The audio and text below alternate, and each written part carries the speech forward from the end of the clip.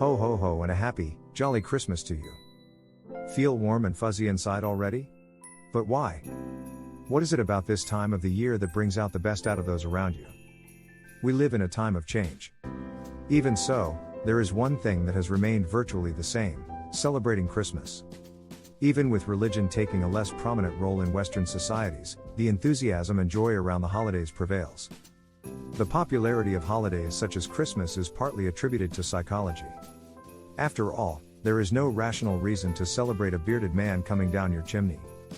Humans are creatures of habit. We tend to hold on to things that are familiar and easy. Our brains are wired to use cognitive biases to move with ease through life.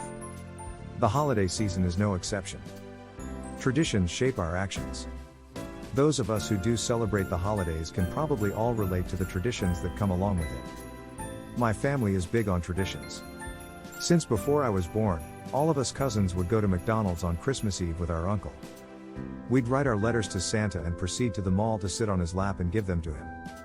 Now, you have to imagine, we had this tradition long into the adult lives of many of my cousins. Thankfully, however, I am the youngest. So by the time I was about 21, with the oldest being well into their 30s, we stopped this tradition and decided we'd just eat a nice lunch at a non-fast food restaurant instead. So you may be asking, why would these grown adults go sit on a fake Santa's lap for so long? Well, to put it bluntly, we just couldn't bear letting go of this tradition. It would feel as if we were letting go of parts of our childhoods, parts of our constructed selves. We learn traditions through others. Social psychologists have found that the reason behind the creation and continuation of traditions is a combination of social learning and punishment avoidance.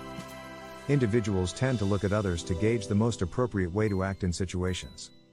This herd behavior is the underlying cognitive bias beneath most processes in our lives, from culture development to trends and innovation adoption.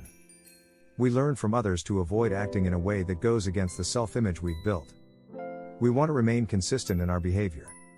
But that leaves the, perhaps, more perplexing question. Why do we continue our traditions?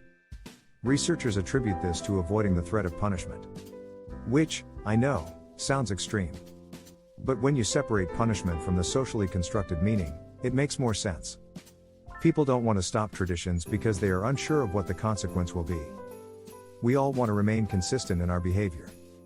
This reliance on consistency helps us make decisions in everyday life. So when it comes to that special time of the year, it's always easier to fall back on what you've done your whole life than take a step into the unknown. At the same time, consistency allows us to avoid negative emotions like disappointment, embarrassment, and loss. Ultimately, you can probably understand why my cousins and I stopped sitting on Santa's lap. The desire to be consistent to avoid the punishment of loss or disappointment was overruled by the avoidance of embarrassment, finally giving us the motivation we needed to adapt our traditions to our grown-up lives. We crave nostalgia. As soon as December rolls around, cities and towns are covered in those familiar sights and scents of your childhood. These symbols often lead to feelings of nostalgia, which according to research, makes people more optimistic about the future. Reflecting on positive past experiences affect individuals on two levels. First, it induces more social connectedness, which then increases self-esteem. Second, these positive reactions lead to more positive evaluations of the future. We can't resist the scents and sounds of the holidays. Speaking of nostalgia, some of the most nostalgia-inducing factors, scents and music, can be found virtually everywhere at this time of the year. And naturally, this is all done with good reason. Not to mention the countless Christmas stands where scents of spice and baked goods waft from the walls. We love to give back. Next to the sense-stimulating factors, gifts are also a driver of this season. And while this is mostly a commercial objective, the idea behind it seems to have stuck. In fact, many people are happier spending money on gifts for others rather than spending that money on themselves. Gifts show the way in which you regard a person. Hence, the general tendency for people to prefer thoughtful gifts over costly ones. These presents show that the giver has been generous in their thoughts and time. Generosity doesn't only result in more appreciation from the person receiving the gift, but it also impacts a person's self-esteem, happiness, and positive view of the world. This, in turn, has an impact on the person's general mood and outlook around the time of receiving the gift. I pride myself on being a great gift giver. So much that my excitement slowly builds the months leading up to the event, reaching a climax on the day. For me, nothing beats surprising and delighting someone with something they would have never thought of themselves or would feel too guilty to buy it. But as much as I'd like to believe that every gift we give is purely out of the goodness of our hearts, realistically speaking, that's probably not always the case.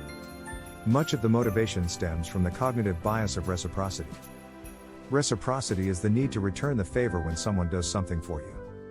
Cialdini explains that there is a human obligation to give, receive, and repay, which is present in virtually all cultures. This powerful principle of human behavior is a significant driver of holiday giving, and perhaps stress. But, luckily, once reciprocity is fulfilled, overall satisfaction increases and the effects of generosity surface. A Christmas story. The holiday season also offers an opportunity to escape from the reality of work or school. That is, if you allow yourself to turn off for a few days.